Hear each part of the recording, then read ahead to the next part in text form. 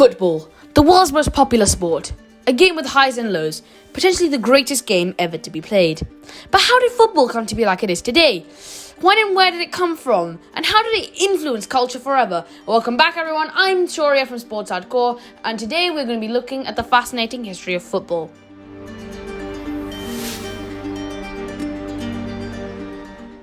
Football had many ancient precursors. The earliest known originated from Central America over 3,000 years ago, specifically from the Aztecs. It was called Chatali and involved a bull made of rock and rubber. The bull will often symbolize the sun, and the losing captain would be sacrificed to the gods. However, this game didn't involve kicking the ball. The first game involving the kicking of a ball came from China in the 3rd and 2nd centuries BC, called Cuju. A Cuju ball was made of stitched leather and fur or feather inside. The pitch was typically a square. The Aboriginal Australians also played a game called Mangook, similar to Cuju, apart from the fact that the ball was made from leaves and roots and involved keeping the ball in the air. Finally, the ancient Greeks created a ball game called Harpastum, which had a bull made of shreds of leather and filled with hair. However, this game never became popular, although it was spread by the Romans. The earliest form of football that we know today began in the 1100s in England, widely considered to be the home of football, and for good reason. This game resembled the game we know and love today, but it was far more rough and violent. The ball was punched as well as kicked, and the game was played on meadows and roads with no proper pitches or grounds. Football spread to towns, with an equivalent also originating in the Italian town of Florence, called calcio. In English towns, the games were very violent and were played over large areas, including whole streets. The matches often caused damage, injury, and in some severe cases, death. This forced the game into being banned for several centuries, until it made a comeback in the 17th century, this time being played on the streets of London. It was forbidden again in 1835, but by then it was too late, as the game had reached public schools. Many differences were visible between each school's style of the game. The two dominant schools were Eton and Rugby, each with their own variation. Rugby's game involved holding the ball and running, the precursor to modern-day rugby.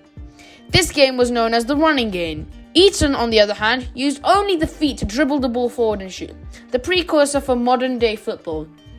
This was called the dribbling game and became the dominant sport called football for obvious reasons. It was hard to create proper rules for the game due to two reasons. Firstly, not many people really listened and didn't care. Secondly, football wasn't professional yet. It was a game rather than a sport. In 1848, a meeting was held in Cambridge to set some proper rules, which inevitably failed. Football finally got its rules in 1863 when the Football Association, or FA, in England was established. The organisation created rules and standardisations for football and created two distinguished sports: association football, the football that we know of today, and rugby. Football had truly been born. Now rules were set, football clubs could thrive. The first football clubs were formed in the 1400s, but they weren't official and didn't last long. The first proper football club is a debatable topic, but is mostly believed to be the Football Club, founded in 1824 in Edinburgh. The oldest English club is Sheffield FC, and the oldest existing professional club is Notts County, established in 1862, who play in the National League. Mostly public school teams and workers dominated football at this time, but when football changed when players began to be paid, making more players join, and eventually turning football into a profession.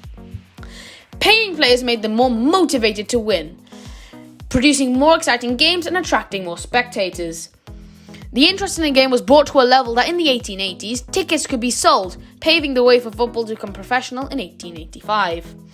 The Football League was formed in 1888, with 12 clubs originally joining, but other professional clubs joined later to form the 92 clubs and 4 divisions we know of today. They're known as Divisions 1, 2, 3 and 4. The women's game also began to grow, with the first game taking place in Inverness in 1888. The Football Association started the first official tournament, the Football Association Challenge Club, known as the FA Cup. It still exists today and is branded as the hardest cup competition in world football. International matches also started, with the first between England and Scotland in 1871. In 1883, the first international tournament took place between England, Scotland, Wales and Ireland. At this time, British countries were the dominant forces in the sport, but football spread to other countries in Europe and Latin America, mainly, with football associations and tournaments such as domestic leagues and cups being formed. This spread resulted in the start of FIFA in 1904, the worldwide football governing body. France, Belgium, Denmark, the Netherlands, Spain, Sweden and Switzerland all joined. The British countries and other nations did not join until later. FIFA brought the start of international and continental club and international tournaments, such as the FIFA World Cup in 1930, the European Cup, now known as the UEFA Champions League, in 1955, the UEFA European Championships in 1958, the FIFA Women's World Cup in 1991, and the FIFA Club World Cup in 2000. This almost brings us right up to date with a few recent changes to football. Goal line technology was introduced in 2012, since being used relatively well. The controversial Video Assistant Referee or VAR system was introduced in 2018, with artificial intelligence said to be used to operate the system from 2022.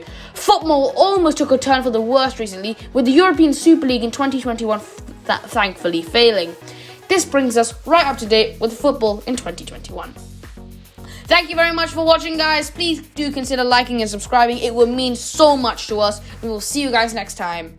Peace.